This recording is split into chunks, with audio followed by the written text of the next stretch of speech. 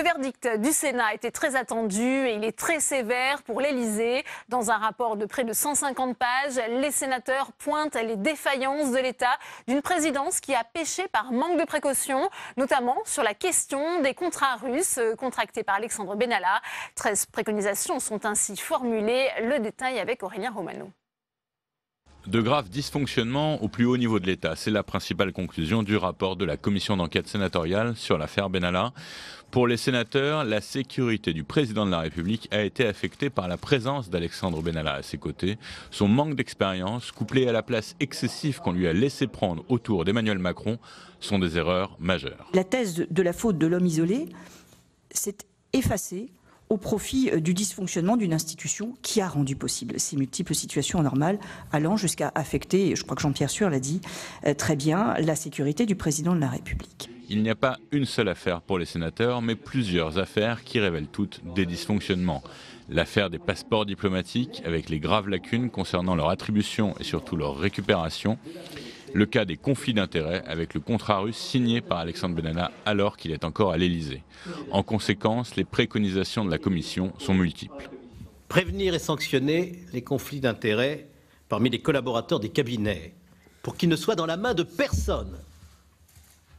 Garantir le respect des standards de sécurité les plus élevés en ce qui concerne la protection du président de la République et celle du Premier ministre.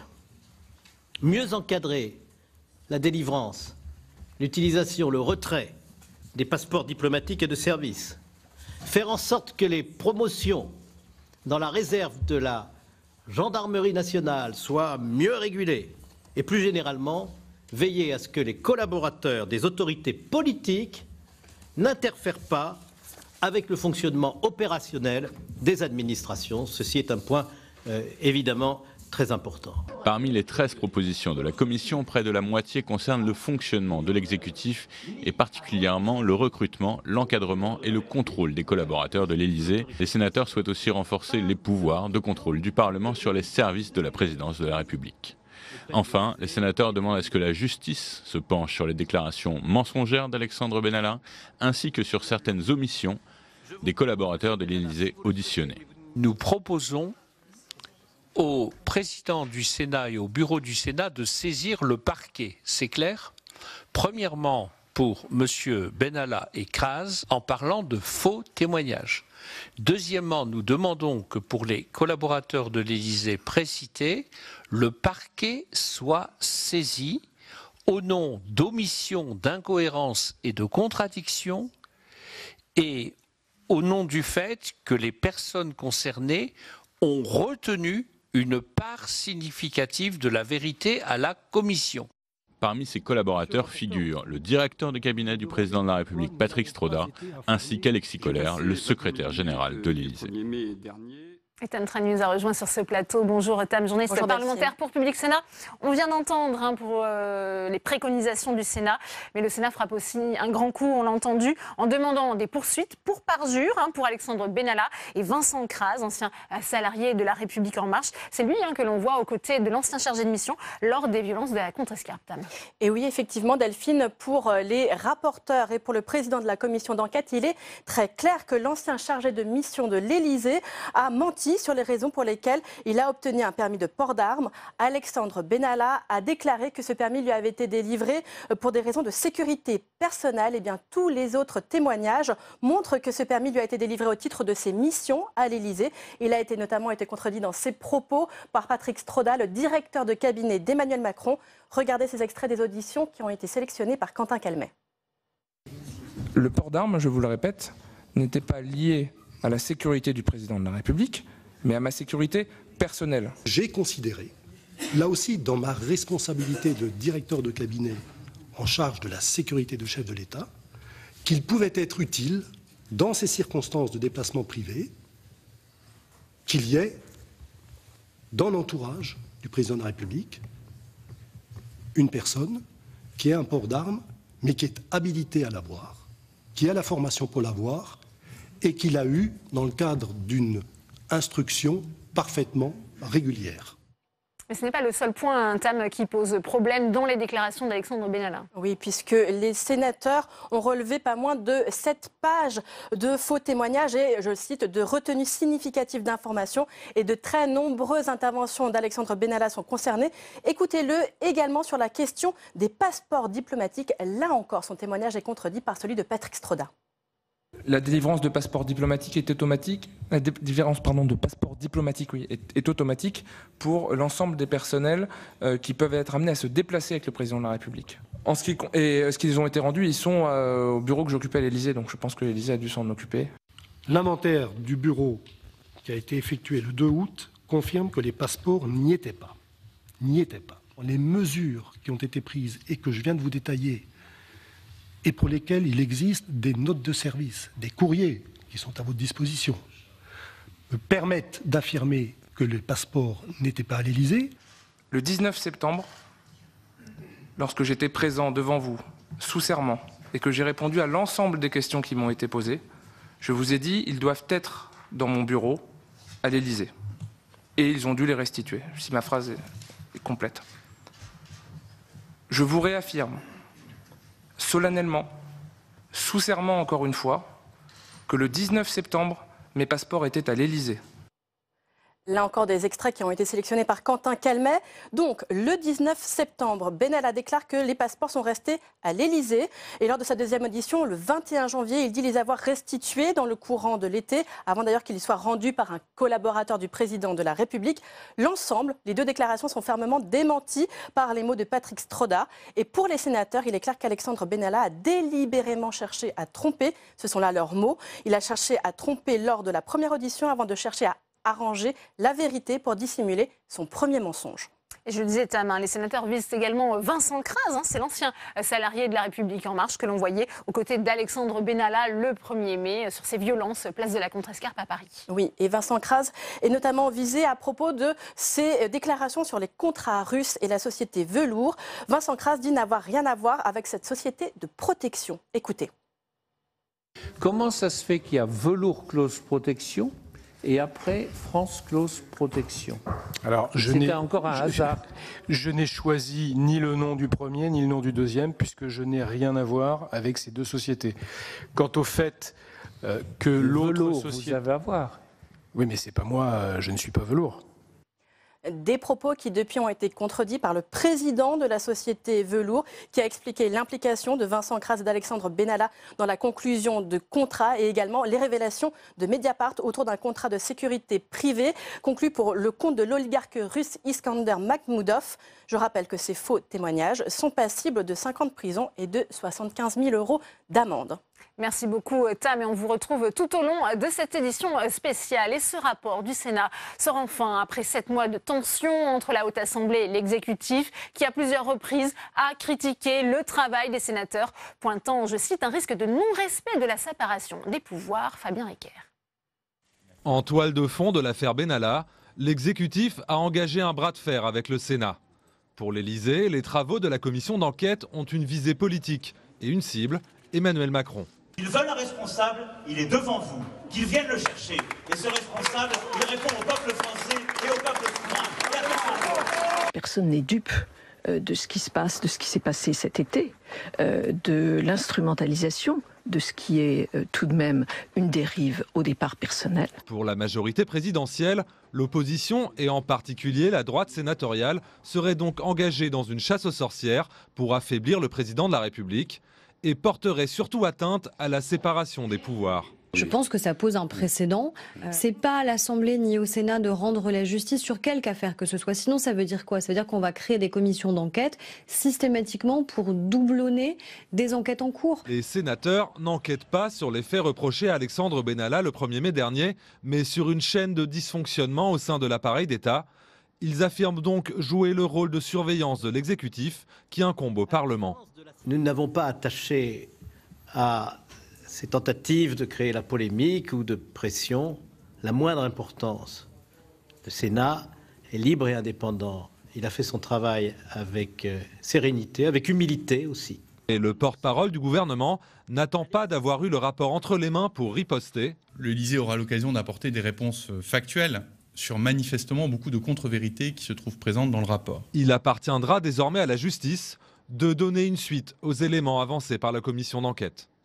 Et on continue les réactions politiques avec vous, Alexandre Poussard, en direct de la salle des conférences du Sénat, avec le président du groupe LR ici à la Haute Assemblée, le sénateur LR de la Vendée, Bruno Retailleau. Oui, Bruno Retailleau, votre réaction aux propos de Benjamin Griveaux qui pointe des contre-vérités dans le rapport de la commission d'enquête. Qu'il le démontre. Depuis le début, M. Griveaux et d'autres auraient souhaité que nous ne menions pas justement cette enquête-là. Je voudrais rappeler que s'il y avait eu simplement l'Assemblée nationale, l'enquête se serait close en quelques semaines. Bien.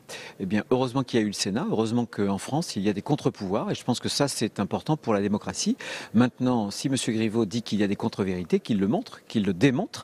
Ce que savent les Français désormais, c'est qu'au cœur de l'Élysée, on a eu un individu qui avait un certain nombre de relations avec des oligarques russes. Voilà, pour des gros contrats. Pour quelle contrepartie? Je pose la question. Ce que l'on sait aussi désormais, c'est que cet individu utilisait des documents, en tout cas des passeports diplomatiques pour rencontrer des chefs d'État. Est-ce que tout cela est normal? Bien sûr que non.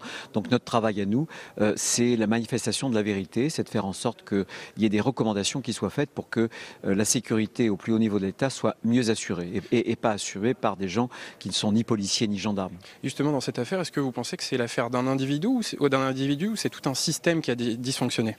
Le risque, évidemment, c'est qu'on fasse payer, comme d'habitude, les lampistes. Bien. Si M. Benalla était au cœur de la sécurité du président de la République, c'est bien parce qu'il avait été recruté. Nous, ce que l'on souhaite éviter à l'avenir, c'est que de telles erreurs puissent se reproduire. Je voudrais vous faire réagir à une déclaration que vient de faire à l'instant la garde des Sceaux Nicole Belloubet, qui estime que dans cette commission d'enquête et ce rapport, on n'est pas tout à fait dans le respect de la séparation des pouvoirs. Votre réaction? Ma réaction, c'est que on voit bien que l'Élysée organise la montée en puissance d'un certain nombre de personnalités qui sont liées à M. Macron. On voit 2 ministres, on voit aussi mon homologue à l'Assemblée nationale qui préside le groupe En Marche, mais ça ne nous fait pas scier du tout. Vous savez, nous, on a des règles. Nous avons fait condamner, il y a quelques mois, justement par parjure, un professeur de médecine. Dans les mêmes conditions. Alors il n'y a pas de poids de mesure. Nous avons des règles et nous essayons de les observer. C'est tout, de façon très très rigoureuse. Mais je pense qu'il faut des contre-pouvoirs en France. Alors ensuite, qu'on nous démontre s'il y a vraiment des contre-vérités.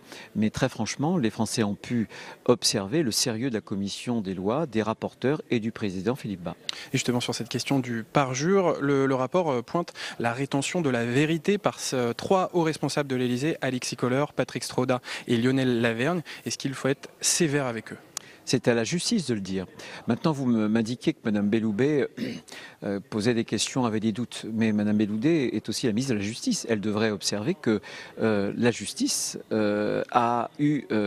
y a partir, si j'ose dire, avec M. Benalla, il y a eu une rétention provisoire et on a appris en début d'après-midi qu'il y avait sans doute des entraves à la manifestation de la vérité. Donc je pense qu'il faut que les uns et les autres puissent se calmer, il faut être serein.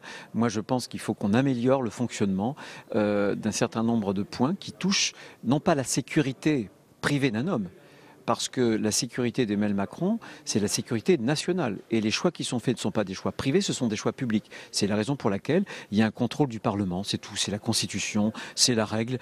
Personne ne peut, si j'ose dire, y échapper. Donc il faut se calmer et appliquer les règles. Tout simplement, voilà. Je ne vois pas pourquoi on aurait fait condamner un professeur de médecine parce qu'il aurait menti sous serment et que d'autres, parce qu'ils sont puissants ou parce qu'ils sont bien placés, ne mériteraient pas le même traitement. On est totalement étranger à ce genre de considération. Très bien. Merci Bruno Retailleau d'avoir répondu à mes questions.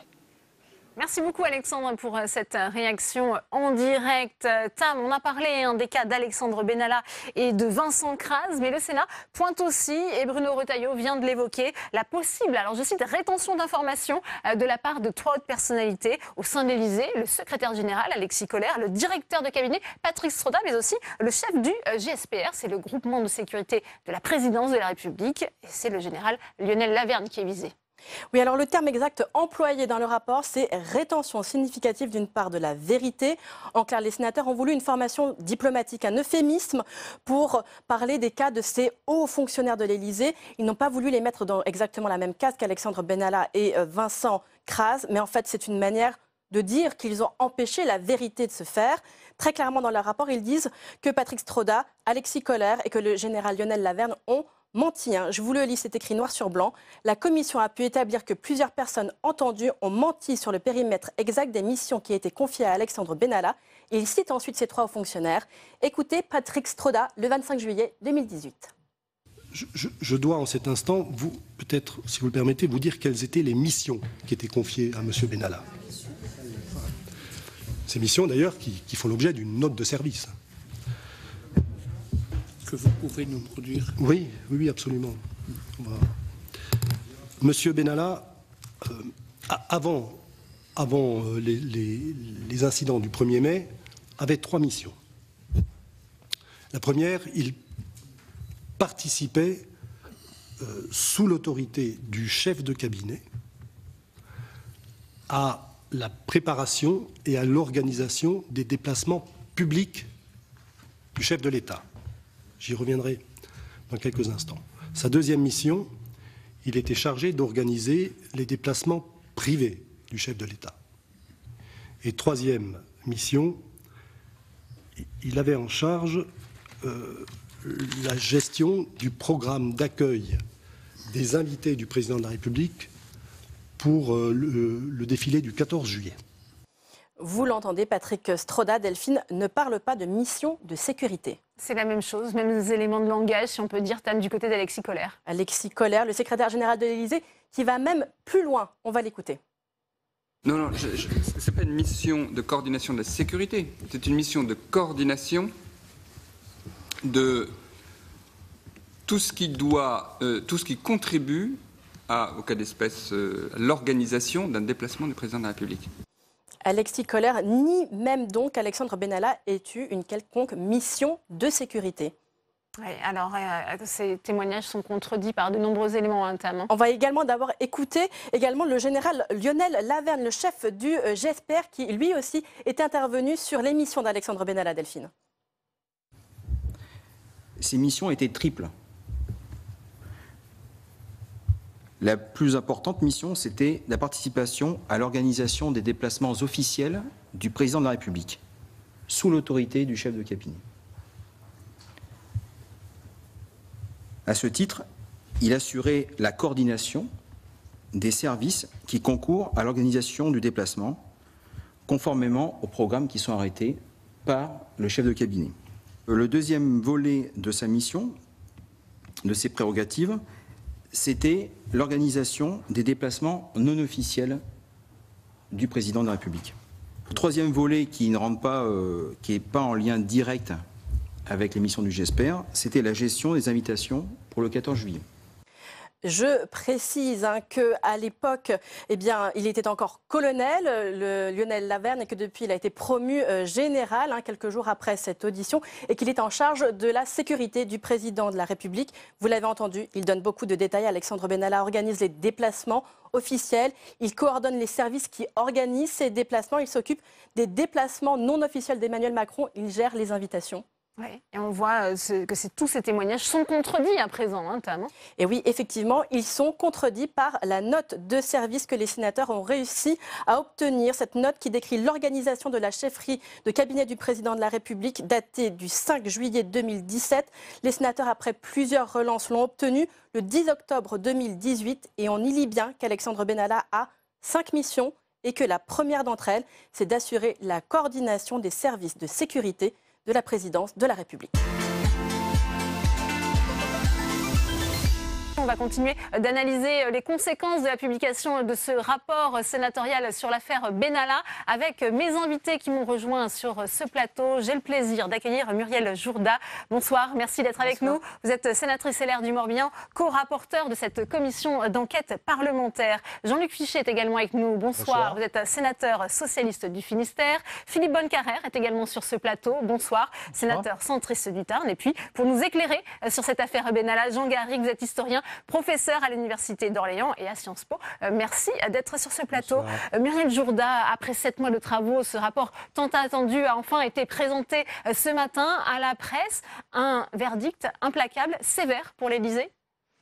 Écoutez, j'ai le sentiment qu'effectivement l'Élysée l'a trouvé sévère. Nous nous sommes contentés d'être assez factuels et d'analyser à la fois les auditions et les documents qui nous avaient été adressés et qui effectivement font ressortir un certain nombre de dysfonctionnements que nous ne pouvions pas passer sous silence. Oui. Est-ce qu'il y a une volonté politique, une sorte de travail politique qui a été fait avec ce rapport sénatorial? On voit, Jean-Luc Fichet, les critiques nombreuses de la part soit des membres du parti présidentiel, soit Benjamin Griveaux, qui justement a parlé de contre-vérité à l'issue du Conseil des ministres ce matin. On se pose la question de savoir s'ils prennent la mesure du problème qui est posé. Puisque au-delà de l'affaire Benalla, ce que l'on constate quand même, et ce que le rapport met bien en évidence, c'est l'ensemble des dysfonctionnements qui tournent autour de la présidence de la République.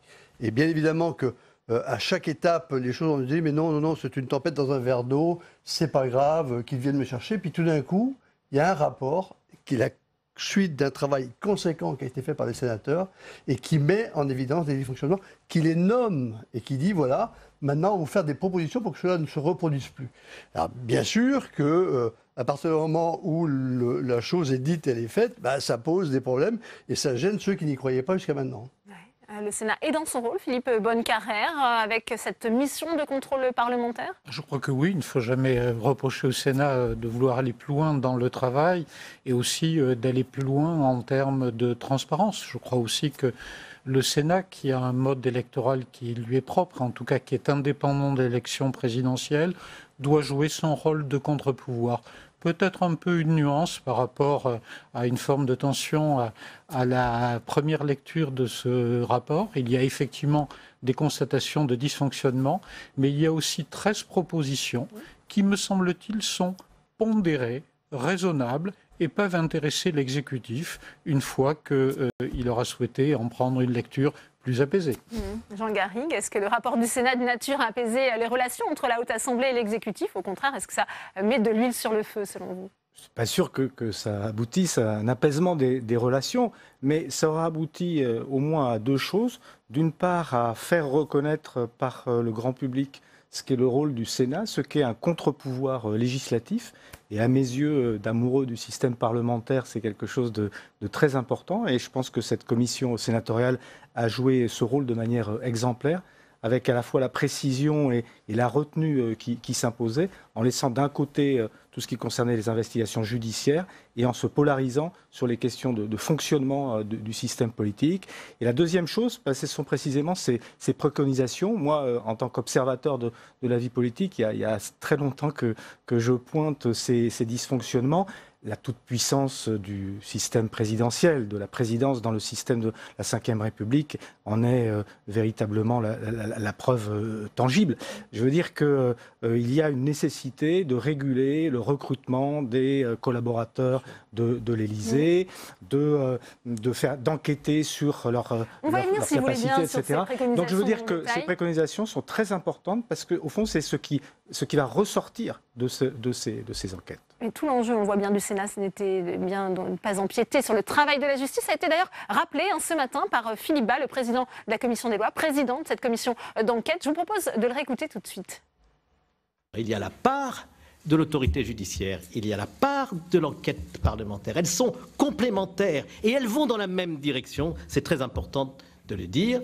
Nous avons confiance dans les institutions de la République, le Parlement auquel nous appartenons, bien sûr, la présidence de la République, l'autorité judiciaire, le gouvernement, et nous tenons à ce que cette confiance soit confortée par les propositions que nous faisons, qui sont des propositions constructives, destinées à éviter qu'à l'avenir, on puisse se retrouver dans ce genre de situation. Muriel Jourda, des propositions constructive qui souligne malgré tout, c'est un premier constat, que la sécurité du président de la République a été particulièrement affectée pendant la première année de son quinquennat, en cause la présence d'Alexandre Benalla à ses côtés. Oui, tout à fait. C'est un constat que nous avons pu faire, qui est que malgré toutes les dénégations qui ont été apportées, M. Benalla avait de fait un rôle de garde du corps et en tout cas s'immisçait dans la sécurité du président, alors qu'on sait que cette sécurité, traditionnellement, eh bien, elle est exercée soit par des militaires, soit par des officiers de sécurité civile, mais en tout cas par des professionnels qui sont formés.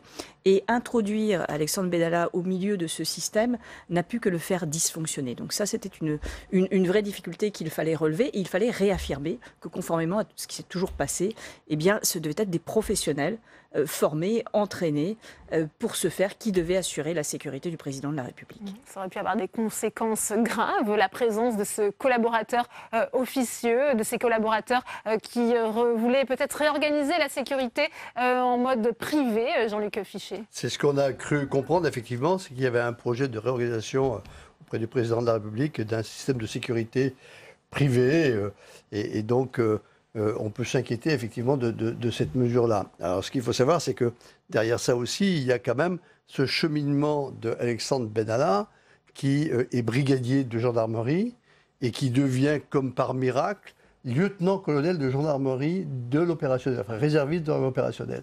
Ce qui est quand même absolument fantastique, puisque ce sont des années et des années de formation pour acquérir ce type de compétences-là, qui s'acquiert pour quelqu'un qui a 27 ans et qui tout d'un coup est érigé au sommet un petit peu des grades de la gendarmerie. Et sans formation, puisque la formation qu'il a reçue dans ce qu'il nous a présenté lors des auditions est vraiment minimum, quoi. Donc effectivement, c'est inquiétant. Il avait pris une place excessive au sein de l'Élysée, selon vous, Philippe Bonnecarrère, Alexandre Benalla? Probablement, je ne suis pas forcément passionné, madame, par la vie et les œuvres de M. Benalla. Ce qui est plus important, c'est l'aspect général. Nous sommes dans un pays qui a un régime très présidentiel. À partir du moment où notre régime est très présidentiel, il faut s'assurer que son fonctionnement soit bien sûr optimum. Et là, ce dossier a été le révélateur, à la fois du fait qu'un collaborateur avait très clairement trompé la confiance du président de la République, mais aussi qu'il y avait des améliorations à apporter. Proposer des améliorations ne me paraît pas une atteinte à l'équilibre de nos institutions. C'est pour ça que je pense qu'on peut aussi avoir une vision de ce rapport apaisé, comme je l'indiquais il y a quelques secondes. Jean Garrigue, les sénateurs parlent d'une incompréhensible indulgence dont a pu bénéficier Alexandre Benalla. Oui, on le sait bien, sans langue de bois, la campagne d'Emmanuel Macron s'est faite sur un ensemble d'une dizaine de personnes, très resserrées.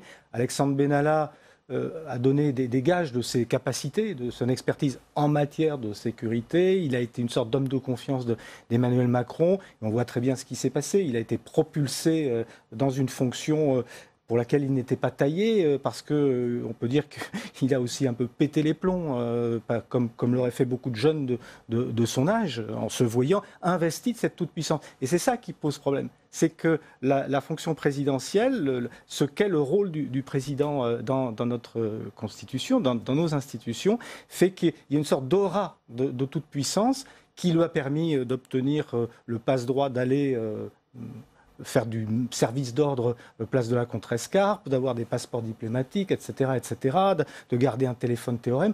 Tout ça participe d'une révérence excessive envers un pouvoir qui n'est pas assez codifié et régulé. Donc si on peut le codifier, le réguler, dans la mesure où ça reste le pouvoir majeur dans nos institutions, je pense qu'il faudrait y réfléchir aussi, mais en tout cas, dans la mesure où on a là un instrument de toute puissance avec la fonction présidentielle, alors il faut la codifier, la réguler. Il est bien que les contre-pouvoirs, notamment le contre-pouvoir législatif, s'expriment. Donc tout ça me paraît sain. Et j'ajouterai quelque chose. On est dans une période de crise majeure de la démocratie représentative, de contestation de la démocratie représentative. Quel meilleur exemple pour légitimer cette démocratie que de voir un Sénat qui fait son travail de contre-pouvoir, que de proposer une régulation des excès de la présidence. Moi, ça me paraît très, très positif. Il y a eu une dérive personnelle, c'est ce qu'on a voulu nous faire croire un temps. Muriel Jourda, finalement, cet argumentaire ne tient pas, selon vous? Il y a probablement une dérive personnelle parce que nous parlons de comportement personnel et j'adhère totalement à l'analyse qui vient d'être faite sur le fait que le pouvoir élyséen a pu en quelque sorte monter à la tête de M. Benalla. Mais ces dérives peuvent exister partout. Il faut que le système puisse les freiner. C'est ça la difficulté. Qu'il y ait une dérive peut arriver. Mais là, nous n'avons pas vu de frein à tous ces comportements personnels de M. Benalla. Bien au contraire, je crois qu'on l'y a encouragé parce que finalement, quoi qu'il ait demandé, il l'a obtenu. y compris lorsqu'on pouvait se poser des questions sur la nécessité des moyens qu'il demandait. Donc, dérive personnelle, certes, mais qui n'a pas été freinée par un système de régulation tel qu'il vient être décrit, qui permettait d'encadrer les collaborateurs du président de la République. Jean-Pierre Sueur parle, lui, d'une sorte de surpuissance. Je vous propose d'écouter le co-rapporteur socialiste de cette commission d'enquête. La liberté et les pouvoirs excessifs laissés à un chargé de mission dans un domaine aussi sensible que la sécurité du chef de l'État témoignent aux yeux de notre commission de l'imprudence de la présidence de la République dans l'encadrement d'un individu qui avait pourtant fait preuve par le passé de comportements professionnels inappropriés. Vous lirez le rapport. La commission a ainsi découvert qu'Alexandre Benalla avait été licencié de son poste de chauffeur personnel de M. Arnaud Montebourg, alors ministre du redressement productif, en raison de son manque de, je cite, discrétion, responsabilité et transparence, notamment parce qu'il s'était prévalu du soutien du ministre pour une demande déjà de permis de port d'armes. Jean-Luc Fichet, qu'est-ce que ça vous inspire ? Il y a un problème aussi de manque d'effectivité, de la sanction prise à l'encontre d'Alexandre Benalla. Je pense que ce que vient de dire le rapporteur Sueur est très important. C'est-à-dire que M. Benalla est à un moment donné embauché comme dans un service de sécurité, dans une campagne électorale, il fait bien son travail. Ma foi, bon, il y a quand même cette histoire avec M. Montebourg, où on met fin à ses fonctions par manque de discrétion et pour un comportement qui n'est pas adapté à la situation. Voilà. Donc autant quand même de petits signes d'alerte qui font que le personnage peut être très bon dans une mission bien encadrée, etc. Je pense que dans cette affaire, M. Benalla était d'une telle disponibilité, d'une telle bonne volonté, que ça a effacé son incompétence. Et que tout d'un coup, il s'est rendu indispensable. Et donc, il a progressé naturellement dans une sorte de hiérarchie parallèle jusqu'à devenir le directeur adjoint de la chefferie auprès du président de la République, ce qui est absolument phénoménal. Et quelqu'un qui a 27 ans, qui vit un parcours pareil, on peut comprendre qu'à un moment donné, ça explose dans sa tête. Mais quel besoin avait-il, malgré tout, et c'est bien là où on mesure le décalage, de prendre tout d'un coup une matraque pour aller casser du manifestant, alors que c'est absolument en dehors de tout, et c'est vraiment inconsidéré comme comportement. Il y avait un problème aussi de manquement aux règles déontologiques, Philippe Bonnecarrère. Qu'est-ce qu'on fait maintenant justement pour garantir la sécurité du président de la République ? Il faut plus de transparence aussi, c'est ce que vous préconisez dans le rapport ? Alors c'est probablement un des aspects, alors pour le coup, les plus désagréables du dossier, cet aspect déontologique. Alors il y a des règles avec des déclarations d'intérêts, des déclarations de patrimoine et surtout des déclarations des intérêts que l'on peut avoir. Et il y a des dysfonctionnements dans le dossier Benalla, c'est très clair, mais il y a aussi une part sombre avec ces 2 contrats passés avec les oligarques russes. Et ça, je crois que pour tous mes collègues, c'est vraiment une ligne rouge. La Russie n'est pas un pouvoir neutre. Les oligarques n'agissent pas de leur propre chef. Et quand, à travers des oligarques, un pays mouille, si vous me permettez cette expression un peu triviale, à travers des montants importants, des personnes qui sont dans nos dispositifs de sécurité, là, cela donne effectivement un caractère risqué. Et je crois que le Sénat est effectivement dans son rôle pour que nos concitoyens aient confiance dans nos institutions, aller jusqu'au bout de ces recherches et de ces analyses. Ces contrats russes, Jean Garrigue, ça prouve qu'il y a peut-être eu un enrichissement personnel de la part d'Alexandre Benalla qui avait accès à des documents secret défense. Ça porte atteinte aux intérêts de la présidence de la République, de la France ? Ça pourrait en tout cas. Il y a suspicion. Ce qui est sûr, c'est que d'après les enregistrements de Mediapart, il y a eu participation à un contrat avec Vincent Kras et un lien quelconque, peut-être un lien assez fort avec l'oligarque russe Makhmoudov.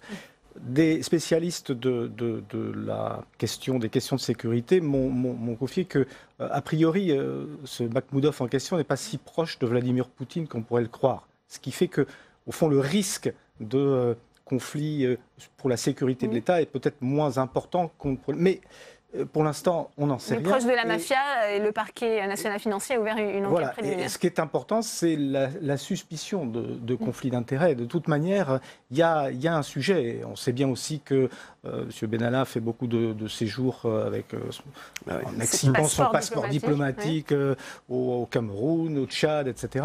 Ça pose quand même des questions. Et le fait d'avoir, ça c'était après, mais à l'Élysée, participer à la conclusion de contrats, même si c'était contrat de sécurité avec l'oligarque Makhmoudov, évidemment, ça pose forcément des problèmes. Je rappelle, en tant qu'historien, que ce type de personnages, ce type d'abus de pouvoir ont déjà existé dans l'entourage élyséen. Et si on se souvient, ne serait-ce que de l'affaire des écoutes téléphoniques de l'Élysée, on avait là une affaire qui était au moins aussi grave et aussi importante. Muriel Jourda, ces contrats russes, c'est la présidence de la République qui a péché finalement par imprudence, selon vous ? Il faut en tout cas trouver un système, y compris assorti de sanctions pénales, pour que les obligations déontologiques soient véritablement respectées. Monsieur Benalla, il avait l'obligation de déclarer ses activités à une commission de déontologie. Il ne l'a pas fait et on ne lui a pas demandé. Donc effectivement, il y a une responsabilité qui est réciproque, même si on peut attendre que monsieur Benalla le fasse spontanément, parce que cela a été dit, les contrats russes, cette proximité peut-être avec le pouvoir russe, pose un problème pour quelqu'un qui se trouve au plus près du président de la République. Et ça ne doit pas exister. Ces suspicions ne doivent pas exister, même si elles ne sont pas suivies des faits. Ça n'est pas possible que quelqu'un qui soit aussi près du président de la République et aussi proche de sa sécurité ait des contacts, directs ou indirects, avec une puissance étrangère. C'est la proposition numéro 6, prévoir par la loi des sanctions pénales, justement, en cas de manquement aux obligations de déclaration d'une nouvelle activité à la commission de déontologie. D'autant que c'est ce qu'on impose aux parlementaires, Jean-Luc Fichet. Certains ce matin y ont vu une sorte de revanche de la part des parlementaires. Oh, absolument pas. Je crois que ce n'est pas du tout notre état d'esprit. On n'est pas dans un système de revanche, d'autant qu'on traite d'un dossier qui n'est pas du tout de même nature. Nous sommes, contraints à rendre compte de nos situations, et ce qui est bien normal. Je crois qu'on a tous adhéré au dispositif et cela nous convient.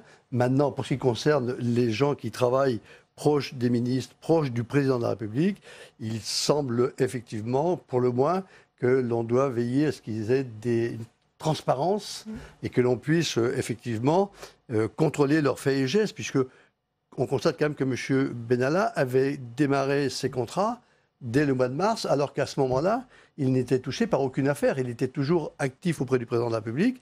Et pour autant, il a une vie parallèle. Il y a quand même des éléments qui devraient permettre d'identifier cela assez rapidement. Ça n'a pas été le cas. Et donc, elles ont prospéré. Et elles ont continué à prospérer au-delà du 1er mai, au-delà du 15 mai, au-delà du 28 juillet. Et c'est cela qui est tout à fait surprenant. Parce qu'on aurait pu imaginer, bien évidemment, qu'après les histoires du 1er mai, des sanctions ont été prises qui n'ont d'ailleurs été appliquées que partiellement. On aurait pu imaginer que cela cesse. C'est-à-dire qu'à un moment donné, on arrête complètement en disant, voilà, vous êtes renvoyé, vous n'exercez plus dans le champ auprès de la présidence de la République, ni à l'Élysée, ni en tant que fonctionnaire. Et puis, vous allez rendre des comptes sur vos agissements. Auquel cas, l'affaire s'arrêtait naturellement, je crois. Et puis le rapport du Sénat, si on a vu un, aurait été assez relatif simple, avec des préconisations qui sont effectivement qu'il faut quand même prendre des mesures pour faire en sorte qu'il y ait plus de clarté dans les modes de recrutement. Et puis aussi qu'il y ait cette confiance importante qui soit restaurée. Vous avez des services de gendarmerie et de police qui, eux, ne sont pas défaillants. Et qui nous ont dit dès les premières auditions, d'ailleurs, nous, on subissait ce personnage. Nous étions très, très mal à l'aise parce qu'il était avec nous intraitable, il était irritable, difficile, et nous n'avions qu'à nous exécuter, ce qui pose quand même question. Il s'agit des premières auditions de la commission d'enquête parlementaire. De mémoire, les syndicats de policiers, ça vous a marqué ce qu'ils vous ont dit, Philippe Bonnecarrère, justement, sur le personnage Alexandre Benalla? Cela a été un élément, ce n'est peut-être pas le point plus fort, puisque cela n'a pas ensuite été confirmé dans la suite des travaux. Mais au-delà de cela, l'essentiel pour nos concitoyens, dans l'attente, la recherche de confiance qu'il y a aujourd'hui au cœur de la société, c'est de savoir que dans notre pays, lorsqu'il y a un problème, et très clairement l'affaire Benalla démontre un problème, bien, il est possible d'aller rechercher la vérité, il est possible de faire son travail en toute transparence, et on est dans un pays où les institutions fonctionne. La démocratie représentative a effectivement ses faiblesses. Elle a probablement besoin d'être renforcée par la démocratie dite participative, mais nos concitoyens voient bien qu'elle fonctionne, que la séparation des pouvoirs est là. Il y a un président de la République qui a une autorité politique forte, mais il y a des formes de contre-pouvoirs ou des pouvoirs indépendants, la justice et le Parlement. Et à cet égard, ce matin, le Sénat a assumé très clairement son rôle dans les conclusions qui ont été les siennes. Alors, on attendait ce rapport, je le disais avec impatience, on attendait aussi de savoir si les sénateurs allaient saisir la justice pour parjure. Ça a été donc confirmé par Philippe Bas, on l'écoute. Comme l'ordonnance de 1958 relative à l'exercice de ses pouvoirs d'enquête par le Parlement le prévoit, j'ai donc décidé, conjointement avec les deux rapporteurs, et après avoir consulté ce matin la commission des lois, de demander au président du Sénat que le bureau de notre Assemblée, c'est la procédure, délibère, en vue de saisir le procureur de la République de Paris, des faux témoignages caractérisés de M. Benalla, des contradictions apparues entre les premières déclaration de collaborateur immédiat du président de la République sur le rôle de M. Benalla en matière de sécurité et les éléments et témoignages recueillis par la suite, tout en soulignant d'ailleurs la qualité et la précision de nombreuses informations qui nous ont été apportées par les 10 collaborateurs sur d'autres points très importants. Nous souhaitons aussi que l'ensemble du rapport soit lui-même transmis au procureur de la République afin qu'il puisse apprécier l'existence éventuelle d'autres faux témoignages susceptibles d'avoir été commis par des personnes auditionnées. Il appartiendra donc au bureau d'en décider. Jean Garrigue, parjure, peut-être pour 2 personnes, voire 5, c'est quand même assez rare au Parlement et dans l'histoire de la vie parlementaire. Bien sûr, c'est très rare. Ça pose le problème fondamental de ce sentiment d'impunité du pouvoir présidentiel. Ça, c'est quelque chose de récurrent et qui était un poison, finalement, de la lutte contre toutes les formes d'abus de pouvoir, non seulement sous la Ve, mais depuis que la démocratie parlementaire existe. On voit très bien que le premier réflexe du pouvoir exécutif, du pouvoir présidentiel, dans cette affaire, a été on ferme la boutique et on ne dit rien, on se calfeutre dans notre toute-puissance présidentielle. Emmanuel Macron, c'est très clair, politiquement, il aurait dû tout de suite clarifier la situation. Ses collaborateurs ont usé de demi-vérité, c'est une faute. Ils ont sanctionné, là aussi, un peu mi-figue, mi-raisin, c'est aussi une faute. Et tout ça vient de cette culture présidentielle dont il est surprenant de voir des hommes neufs s'emparer et user de cette manière. Mais c'est un poison, je le répète. Et dans la société qui est la nôtre, l'exigence d'horizontalité, de transparence, de contre-pouvoir qui est la nôtre, ça ne passe plus. Et ce qui pouvait encore se faire il y a 20 ans, parce que ça se faisait il y a 20 ans, aujourd'hui ça ne peut plus fonctionner. Et il faudra peut-être qu'il y ait des sanctions, justement. Le Sénat est dans son droit. 5 ans d'emprisonnement, 75 000 € d'amende pour avoir menti sous serment devant une commission d'enquête parlementaire. Alors, le Sénat saisit la justice, c'est ensuite à la justice de procéder. Oui, Muriel Jourda, sur ce point, vous avez la certitude qu'il y a donc eu parjure pour ces 2 personnes, mais on voit le Sénat qui pourrait élargir cette demande de saisine de la justice pour 3 hauts fonctionnaires de l'Élysée.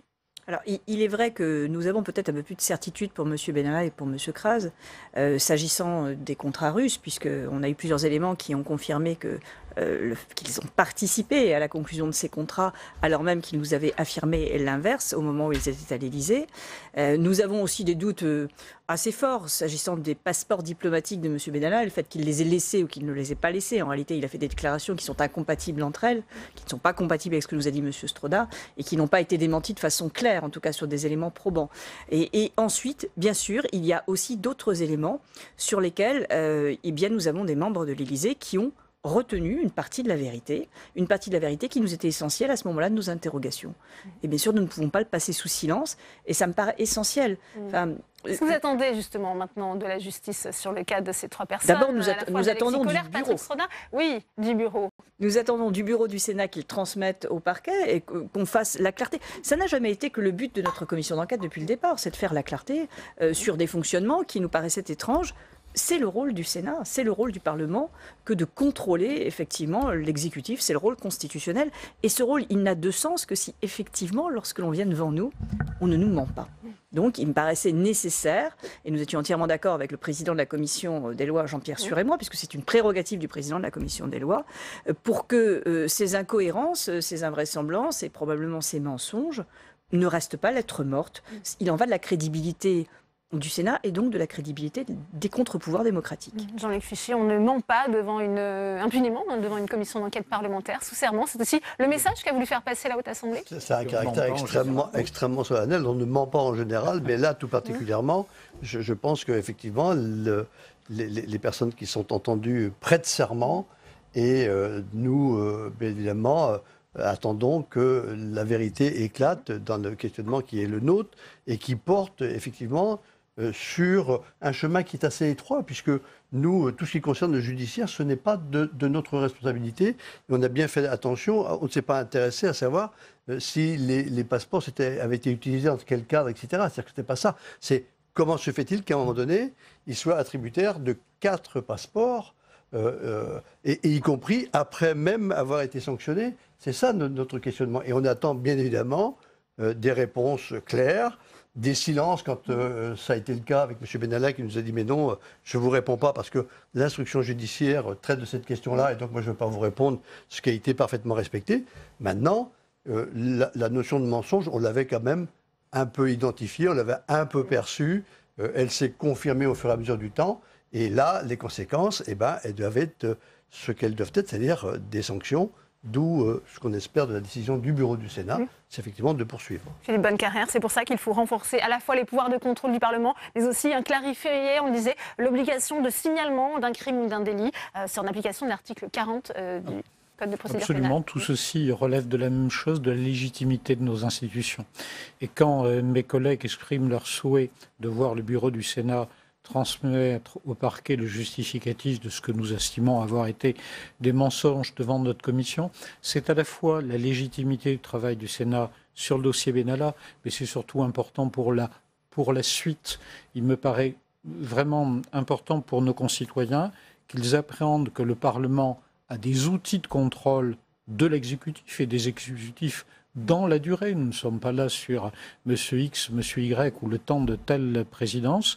Et donc le fait que ces commissions d'enquête soient crédibilisées par les conséquences qu'on en tire, y compris bien entendu la sanction d'éventuels mensonges, c'est un élément qui me paraît positif pour la démocratie. Donc aucune réserve sur le processus qui a démarré ce matin. Oui, on a commencé ce débat, Jean Garrigue, en parlant des rapports compliqués entre le Sénat et l'exécutif. Est-ce qu'on pourrait avoir une nouvelle crise institutionnelle ouverte avec ces 3 hauts fonctionnaires qui se retrouvent un peu dans l'œil du cyclone ce soir? Ce serait une énorme erreur de la part du pouvoir exécutif que de transformer cette affaire en un bras de fer institutionnel, parce qu'au contraire, je le répète, tout le monde peut gagner dans ce qui se passe maintenant, qui montre à quel point, je le répète, ce contre-pouvoir démocratique, qu'est la démocratie représentative, nous sommes ici au cœur d'une des 2 assemblées représentatives, est important et peut fonctionner justement pour assurer cette thérapie, cette amélioration du système. Là, c'est typiquement le cas. On peut améliorer notre système démocratique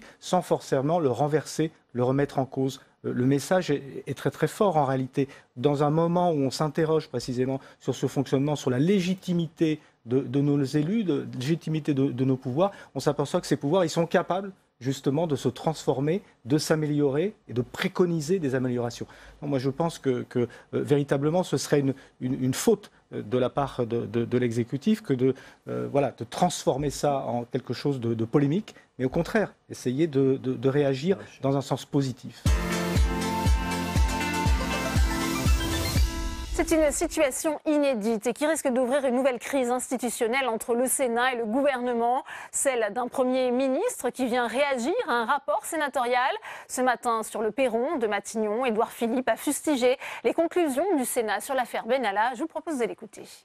La commission d'enquête constituée par le Sénat a rendu hier ses conclusions. J'en ai pris connaissance. Le président de la commission des lois du Sénat a bien voulu m'en adresser un exemplaire. Je considère que lorsque une commission d'enquête du Sénat ou lorsque le Sénat formule un certain nombre de recommandations sur le fonctionnement du gouvernement, il est dans son rôle. Au terme de nos institutions, le gouvernement est responsable devant le Parlement et mon gouvernement, comme je crois tous les gouvernements, ont vocation à répondre à toutes les questions que se pose l'Assemblée nationale ou le Sénat. C'est la logique de nos institutions.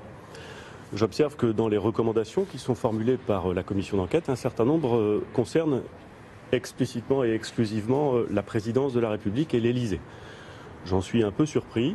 Car traditionnellement, la séparation des pouvoirs fait qu'il n'appartient pas ni à l'Assemblée nationale ni au Sénat de se prononcer sur l'organisation interne de la présidence de la République. La présidence de la République, ça n'est pas le gouvernement, c'est la clé de voûte de nos institutions et traditionnellement, les chambres ne se mêlent pas de l'organisation interne de la présidence de la République.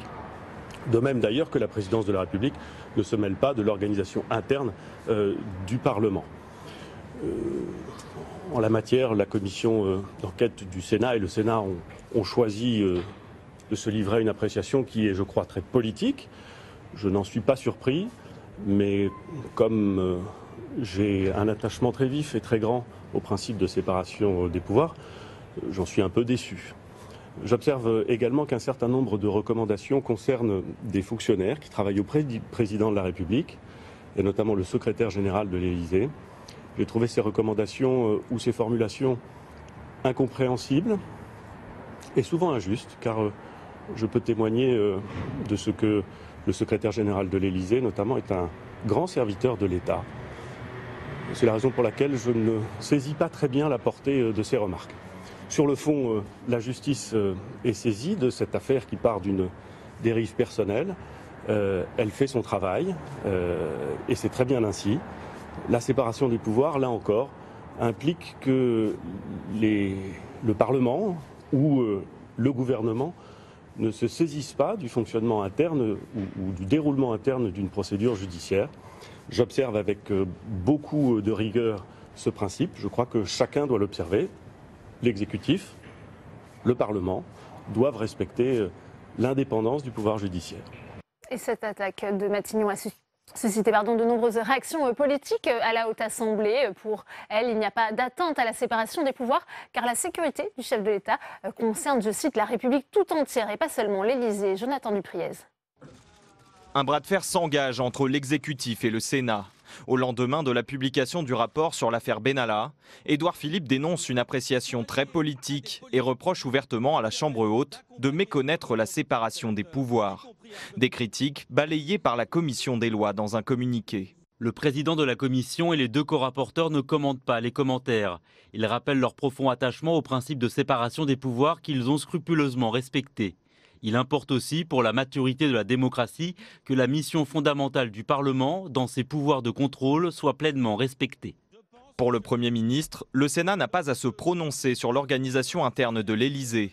Mais pour les sénateurs, des faits avérés prouvent des dysfonctionnements majeurs au sommet de l'État. Pour eux, la commission d'enquête est donc dans son rôle.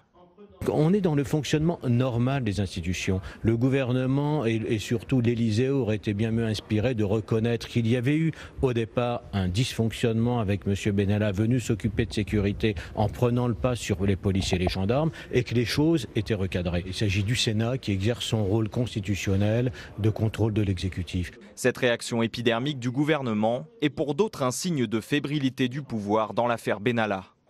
Si le gouvernement n'accepte plus finalement un contre-pouvoir, puisque c'est bien de cela dont il s'agit.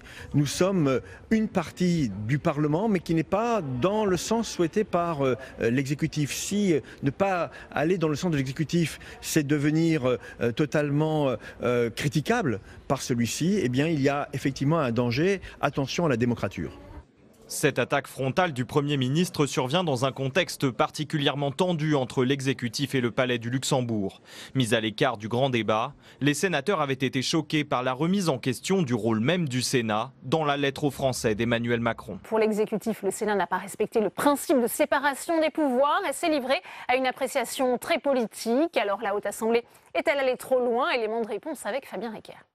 Le gouvernement persiste et signe. La commission d'enquête du Sénat aurait porté atteinte à la séparation des pouvoirs.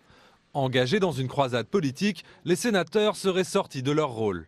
La commission d'enquête, elle dit un certain nombre de choses. Elle dresse un certain nombre d'hypothèses sans apporter la preuve de quoi que ce soit. Elle produit un certain nombre de préconisations. Mais établir les faits, ça n'est pas le rôle de la commission d'enquête. Établir les faits, c'est le rôle de la justice. La commission a-t-elle empiété sur le terrain judiciaire ? Officiellement, les travaux des sénateurs ne portaient pas sur les agissements d'Alexandre Benalla sur le terrain, mais sur les dysfonctionnements au sein de l'appareil d'État. Pour ce constitutionnaliste, les sénateurs ont certes évolué en terrain glissant, mais se sont tenus à l'écart du travail des juges. La commission d'enquête, à strictement parler, n'a pas enquêté sur des faits qui faisaient l'objet de poursuites. Ils n'ont jamais interrogé sur les vidéos dont a pu bénéficier Alexandre Benalla, qui le filmait, comment est-ce qu'il se les est procurées, parce qu'il y a une enquête sur cela. Dès lors, le Sénat était-il dans son rôle de contre-pouvoir vis-à-vis de l'exécutif ? L'article 24 de la Constitution prévoit que le Parlement contrôle l'action du gouvernement, mais pas celle du président de la République. En s'attaquant à la machine élyséenne, les sénateurs auraient donc franchi une ligne rouge selon l'entourage d'Emmanuel Macron. Cette argumentation ne tient pas parce que, comme je l'ai rappelé, le principe de séparation des pouvoirs englobe tous les pouvoirs. Et si l'on appliquait cette logique-là, cela voudrait dire, d'une part, que la présidence de la République échapperait à tout contrôle et que, par conséquent, elle bénéficierait d'une impunité et une immunité totale, alors que cette immunité ne profite qu'au président de la République, en vertu de l'article 67 de la Constitution, mais pas à l'institution.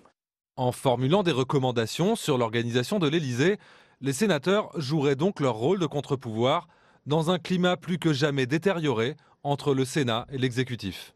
Alors avant d'analyser cette situation avec mes invités, on retourne salle des conférences pour une réaction avec vous, Tam, avec le sénateur En Marche de la Seine-et-Marne, Arnaud de Belenet. Arnaud de Belenet, que pensez-vous de la déclaration très critique d'Édouard Philippe à l'égard du Sénat qu'il accuse de méconnaître le principe de séparation des pouvoirs? Les choses me paraissent très claires. Dans ce rapport, il y a 3 choses. La première, c'est la constatation qu'il n'y a pas de barbouze à l'Élysée, qu'il n'y a pas de force de sécurité occulte couverte par le président de la République. En revanche, les sénateurs parlent de dysfonctionnement très important au sein de l'Élysée. Voilà, mais il ne faut pas oublier que le générateur de la commission d'enquête, c'était l'inquiétude sur l'existence de barbouze à l'Élysée. Très bien, le rapport dit clairement, il n'y en a pas. Et puis, il y a des faits qui sont ceux individuels d'Alexandre Benalla, qui relèvent de la justice. Donc ça ne regarde plus ni le Sénat ni le gouvernement, c'est la justice et Alexandre Benalla. Et puis, il y a des discussions sur le temps de réaction pour récupérer tel ou tel passeport. On sait que les règles dans notre état de droit demandent du temps, ne sont plus en phase avec le temps médiatique et politique, et qu'on peine quand l'individu concerné veut se faufiler, on peine à récupérer les documents. Je précise également que Philippe Bas dit que s'il y avait une réaction de l'exécutif, si Alexandre Benalla avait été limogé dès le 2 mai, il n'y aurait pas eu d'affaire Benalla. Et je suis tout à fait d'accord avec Philippe Bas sur ce point. Sauf que le droit du travail ne permet pas de licencier en 24 heures un collaborateur. Et c'est là où on a des procédures en France qui nous protègent, c'est l'état de droit qui demande un peu de temps. Ce temps est déconnecté du temps médiatique, on peut le regretter, le rapport le dit, mais c'est comme ça. Et puis, il y a un aspect qui est un peu plus dérangeant vu du gouvernement, c'est que le rapport fait des préconisations sur l'organisation de l'Élysée. Il se trouve que l'Élysée, sous Emmanuel Macron, a lancé avant l'affaire Benalla l'amélioration, une réflexion sur l'amélioration des procédures internes. Ça aurait pu être fait depuis 70 ans, depuis 58, c'est fait depuis 1 an et demi. Bon, on peut discuter de la pertinence qu'une des chambres, peut-être au mépris de la séparation des pouvoirs, s'intéresse à ce sujet. De son rôle pour vous. Mais dont acte, il y a une contribution du Sénat, je comprends qu'elle dérange le gouvernement. En revanche, ce qui me dérange fortement, c'est le fait qu'une lettre séparée du rapport, prétendant s'appuyer sur le rapport, dénonce ou cherche à dénoncer un prétendu parjure de 3 collaborateurs de l'Élysée. Pourquoi dites-vous prétendu? Il n'y a prétendu parce qu'il n'y a dans le rapport aucun élément constitutif, aucun élément de démonstration du début de commencement de preuve d'éléments constitutifs d'un parjure des 3 collaborateurs de l'Élysée. Et finalement, on se rend compte d'une chose très simple, c'est que le rapport fait pchit, et tant mieux pour notre démocratie et pour tous, et du coup, il y a la volonté de relancer la machine médiatique en jetant en pâture 3 collaborateurs de l'Élysée sans aucun fondement. Et ça me paraît grave parce que c'est pas la tradition de pondération, de respect des institutions du Sénat. Je précise tout de même qu'en annexe, eh bien, effectivement, sont visés Alexis Kohler, Patrick Stroda ou encore le général Lavergne. Pour les sénateurs, ils n'ont pas tout dit de la fonction de coordination des services de sécurité d'Alexandre Benalla. Ils ont nié même qu'il avait cette fonction, alors même que cela a été bien mentionné dans une lettre de service qu'ils ont demandé d'ailleurs à plusieurs reprises et qu'ils ont finalement obtenue. C'est effectivement le point qui est évoqué, mais c'est la fonction, une des 5 fonctions d'Alexandre Benalla, c'est la coordination des services de sécurité. Dans le rapport, il n'y a que des interrogations, des questions, peut-être qu'elles appellent des réponses, mais il n'y a aucun élément qui constitue le parjure. Ça me paraît très léger et très dangereux pour notre démocratie et pas au rendez-vous de ce qu'est le Sénat. Merci beaucoup Arnaud de Belenet d'avoir répondu à mes questions. Merci à vous, Tam. Et on va continuer ce débat avec mes invités. Françoise Gatel, bonjour. Merci d'être avec nous. Vous êtes sénatrice centriste d'Ille-et-Vilaine. Également sur ce plateau, François Bonhomme. Vous êtes sénateur LR du Tarn-et-Garonne. Merci d'avoir accepté notre invitation. François Patriat également sur ce plateau. Bonjour. Vous êtes le président du groupe En Marche ici au Sénat, sénateur de la Côte d'Or. Et puis Éric Bocquet est également avec nous. Vous êtes sénateur communiste du Nord. Bienvenue à vous. François Patriat, on entend aujourd'hui ce débat. Est-ce qu'il y a eu une atteinte à la séparation des pouvoirs? C'est ce que dit l'exécutif en visant le rapport du Sénat sur l'affaire Benalla. Ce que j'ai dit, d'abord, c'est qu'il faut prendre un peu de recul et laisser le temps à ce rapport d'exister et de vivre. Mais les réactions un peu vives qu'ils ont suscitées ne me surprennent pas dans la mesure où je pense que... Y compris de la part de Matignon, pardon, François Patriat. Le Sénat a franchi une étape de trop. Il est allé trop loin dans la mise en cause des collaborateurs de l'Élysée qui sont dans le rapport annexe que n'avait vu aucun des parlementaires de la majorité avant, qui a été signé avant même qu'il ait été rendu public et que les sénateurs l'aient eu, et que d'ailleurs on a vu que les sénateurs n'avaient pas eu ce rapport, que déjà il était mis en ligne dans la presse dans un article d'un journal du soir. Il y a quand même eu un vote, François Patriat, il a été adopté à l'unanimité, sauf abstention des 2 sénateurs En Marche et de sénateur Jean-Louis Masson. Ils ont pris connaissance du rapport au moment de la conférence de presse, pas avant. Avant, ils n'avaient pas eu. En général, les rapports, ils sont élaborés, concoctés avec la majorité, l'opposition. Tout le monde y participe. Là, pas du tout. Ce rapport s'est fait en catimini et au bout du compte, la lettre en annexe, certains qui ont voté ne l'avaient pas vue. Bon, on va passer ce périmètre, mais je pense que la mise en cause, sans fondement, sur des supputations, sur des suppositions de 3 personnes de l'Élysée, aujourd'hui, montre bien que l'objectif initial de cette commission sur l'affaire Benalla, dont je ne conteste aucunement aujourd'hui le dysfonctionnement de ce qu'il y a pu avoir de ce personnage, et que la justice tranchera par avenir, on voit bien que derrière, j'allais dire, toute la mise en scène, tout le talent du président de la commission, tout son savoir-faire par ailleurs, on voit bien que l'arrière-pensée, c'était de mettre en cause l'exécutif, particulièrement le chef de l'État, et qu'opération momentanément réussie, mais je ne sais pas si ça durera jusqu'au bout. Ouais. François Bonhomme, c'est une opération de déstabilisation, c'est ce que nous dit François Patriat. En fait, à travers cette commission, eh bien, le Sénat cherche à affaiblir l'exécutif. Je crois que surtout le Sénat fait son travail. Voilà, j'étais membre de la commission, on a fait plus de 34 auditions.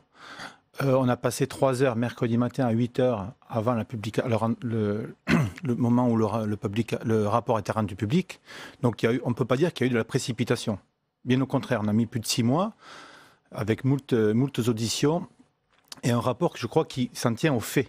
Alors ce qui peut-être aujourd'hui met le gouvernement dans l'embarras, c'est les faits qui sont exposés et qui pour certains relèvent d'un dysfonctionnement majeur au plus haut niveau de l'État concernant la sécurité du président. Et puis après, une partie de signalement à la justice qu'il appartiendra, elle, de se prononcer sur les faits que l'on a pu établir dans ce rapport. Avec le bureau du Sénat qui se réunira le 21 mars. Françoise Gatel, on entend aussi l'argument, imaginez l'Élysée rendre des préconisations en ce qui concerne l'organisation interne du Sénat. Ça ne passerait pas auprès de la Haute Assemblée. Chacun doit être dans son rôle. Moi, j'aimerais que dans cette affaire, et tout particulièrement en ce moment, chacun sache garder raison. Je pense qu'il ne doit y avoir de procès d'intention, ni d'un côté ni d'un autre. Et moi, je salue habituellement la grande rigueur intellectuelle du Premier ministre. Mais je vous avoue qu'hier midi, Quand j'ai entendu des professionnels de la parole, disons, parler avant d'avoir lu le rapport... Alors c'est Benjamin Griveaux, le porte-parole du gouvernement, qui a évoqué des contre-vérités. Pas que lui, mais il y avait je me dis, c'est déraisonnable, et que je pense qu'il faut rappeler des choses toutes simples. Cette commission, elle a été saisie, ou elle a été mise en place par la fonction de contrôle qu'exerce le Parlement. Personne n'a contesté la mise en place de cette commission, qui a été menée avec grande rigueur, tout le monde l'a salué, alors qu'à l'Assemblée, on a vu la difficulté de l'exercice, et qu'ici, la Commission a eu à cœur de ne pas aller sur le champ des affaires judiciaires.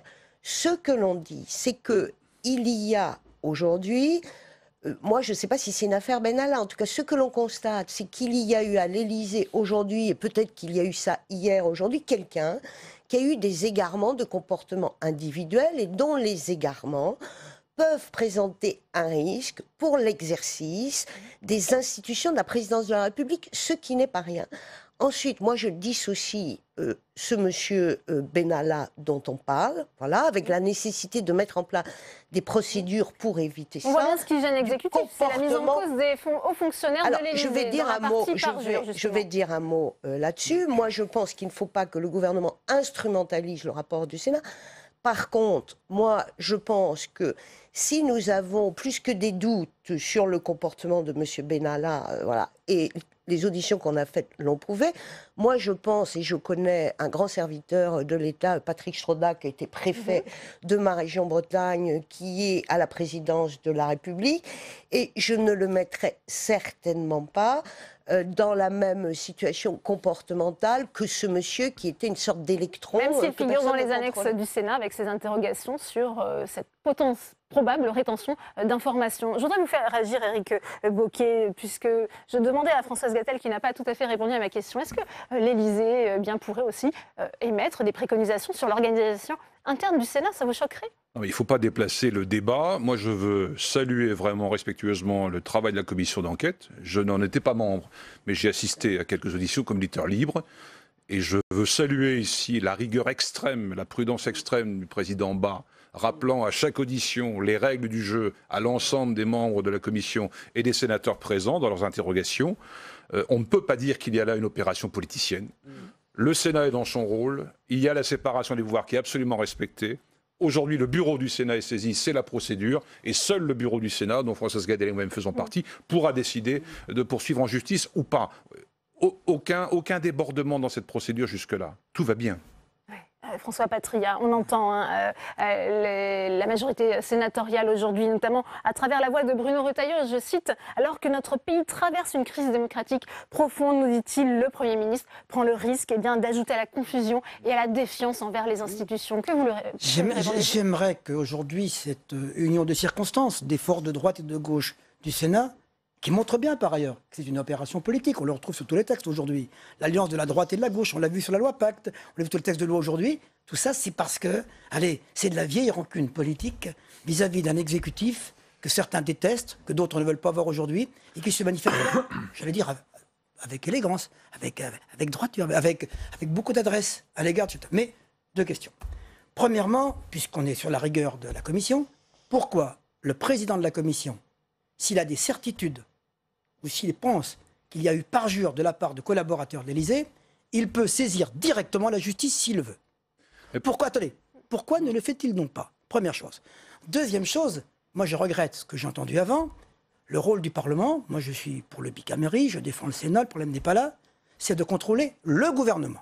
En aucun cas d'aller contrôler le fonctionnement de l'Élysée. Donc il est hors de son rôle.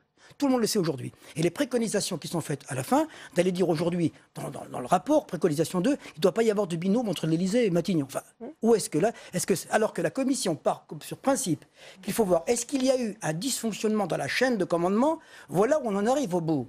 Donc je pense qu'aujourd'hui, on voit bien qu'en passant la patate chaude au président, on voudrait que les choses aillent plus loin, que ce soit l'Élysée qui soit directement mise en cause, mais on ne le fait pas soi-même parce qu'on n'est pas sûr des allégations qu'on est en train d'annoncer. C'est ça la manœuvre. Alors quand on me dit que ce n'est pas une manœuvre politique, mais si, regardez, d'autres l'ont dit avant moi, et des gens qui ne sont pas de la majorité En Marche depuis hier, le Sénat fait de la politique, il fait de la politique, Il est dans son rôle quand il fait de la politique, mais là, je le dis, il a dépassé les bornes et il a franchi une marche de trop.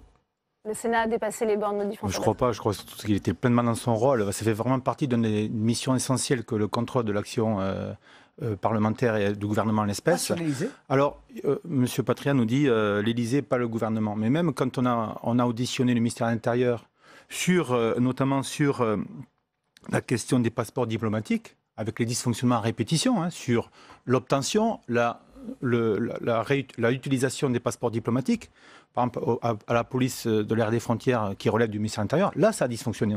Donc je veux dire, ça c'est des manœuvres un petit peu dilatoires. En fait, je crois qu'on devrait au contraire se réjouir tous que ça a fonctionné au niveau du contrôle parlementaire de l'exécutif. C'est vraiment une démocratie, c'est aussi ça, c'est des contre-pouvoirs, des contrepoids. On devrait admettre ce mode de fonctionnement, au contraire, parce que l'enjeu quand même c'est quoi?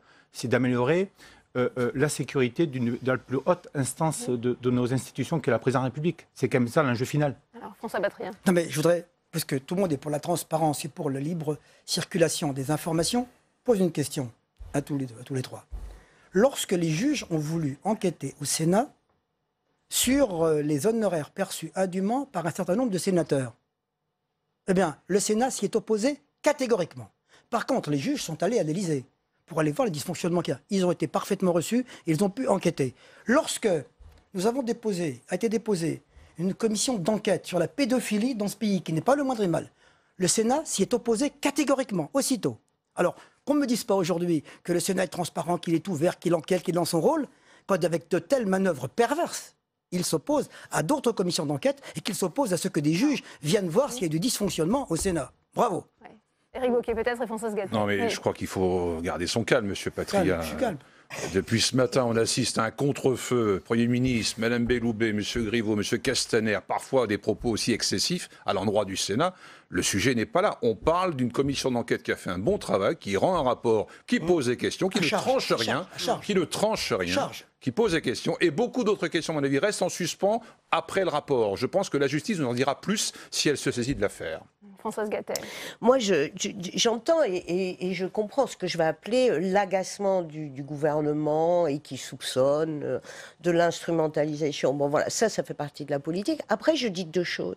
Faisons très attention aujourd'hui, dans ces temps où des vents mauvais soufflent, à ne pas entretenir un anti-parlementarisme que je qualifierais de trop simpliste. Ensuite, je pense, mon cher collègue, que ce que vous dites est très juste. Toutefois, je rappelle que personne n'a contesté la pertinence de la mission et depuis des mois que cette mission a été mise en place, personne n'a contesté la rigueur avec laquelle elle avait fonctionné. Ça a même été salué par des journalistes, des journalistes qui font du bashing, sénatorial, leur quotidien. Donc moi, je pense que le gouvernement, très sincèrement, pourrait reconnaître les éléments que l'enquête a mis en avant, parce que nul ne peut nier qu'aujourd'hui, que ce soit sous ce gouvernement ou sous d'autres, des chargés de mission qui sont embauchés parce qu'ils ont participé à une campagne, peuvent avoir des comportements, on va dire, complètement égarés et qui sont imbus du pouvoir qu'ils croient avoir et qui mettent en danger la fonction de l'institution de la présidence. Donc ça, c'est un sujet. Qu'après, vous soyez mécontent, pas content, moi je comprends et j'entends, mais je crois qu'il faudrait que d'une manière sale, mais pour que la démocratie, ait la maturité nécessaire, qu'on reconnaisse que le Sénat peut exprimer des choses dans lesquelles un certain nombre de propositions qui sont faites peuvent être contestées. On a parlé de Philippe Bas. Il a été interrogé hier lors de la conférence de presse justement sur cette question de l'éventuelle pression qu'a pu subir la Commission. Je vous propose d'écouter sa réponse. Quel regard est-ce que vous portez sur cette pression assez phénoménale aussi de la part de la garde des Sceaux, qui a attaqué vos travaux en termes de séparation des pouvoirs? Est-ce que vous pouvez nous dire votre sentiment sur cette question? C'est l'écume des choses. C'était il y a longtemps, c'est-à-dire il y a 4 mois. Et nous n'avons pas attaché à ces tentatives de créer la polémique ou de pression la moindre importance. Le Sénat est libre et indépendant. Il a fait son travail avec sérénité, avec humilité aussi, en s'efforçant de répondre à l'attente d'objectivité qui, je crois, était placée en lui. Et il n'y a rien à ajouter. Un Sénat libre et indépendant, François Patriat, ça vous fait réagir ce que dit Philippe Bas? Que le Sénat soit libre et indépendant, personne ne peut ici s'y opposer. Mais dénoncer quand même quelques petites arrière-pensées et quelques manœuvres pour un objectif qui n'est pas celui prétendument à la commission d'origine, on peut aussi le dire. D'ailleurs, Mme Benbassa l'a reconnu ce matin. On était là aussi pour aller mettre en main mal l'Élysée. Elle l'a dit, elle l'a avoué à la commission. Elle est membre de la commission. Elle l'a dit clairement. En général, pas tellement ce que c'est dans la matière. Elle l'a dit. Oui. Donc je pense que le Sénat est dans son rôle dans la commission. Je vous rappelle que l'objet de la commission était de dire y a-t-il eu des dysfonctionnements de la chaîne de commandement? C'était pas d'aller après s'immiscer, qu'on le veuille ou non. Ils sont immiscés dans la justice par ailleurs. Et tout ce qui concerne M. Benalla, je l'entends bien, M. Benalla a commis des délits, il est poursuivi par la justice, il est en prison avant même que la commission ait remis son rapport. Sur les faits de port d'armes, de passeports et de contrats russes, il sera poursuivi et s'il est coupable sera sanctionné. La commission du Parlement n'y changera rien, absolument. Vous allez empiéter sur le domaine judiciaire.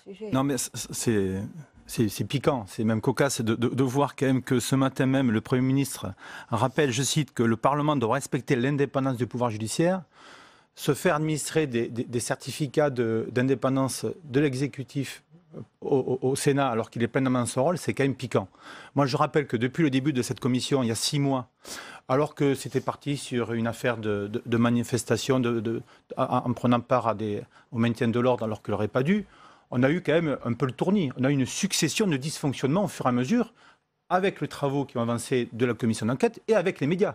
Enfin, une partie des médias, il faut le rappeler, parce que sur le port d'armes, sur les conditions d'utilisation de passeports diplomatiques, sur les téléphones sécurisés, sur les contrats russes, la négociation de certains contrats russes, ça pose quand même la notion de dépendance financière par rapport à une autorité étrangère au plus haut sommet de l'État sans que celui-ci s'en inquiète ou en tout cas par rapport aux déclarations qui nous ont été faites, il y a beaucoup à dire.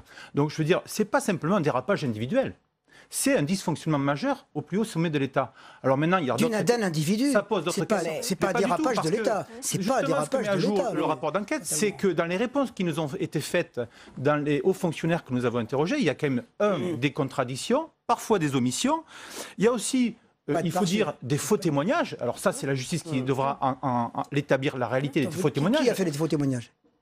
Benalla a commencé par... Benalla, on est d'accord. On est d'accord. Vincent Crase.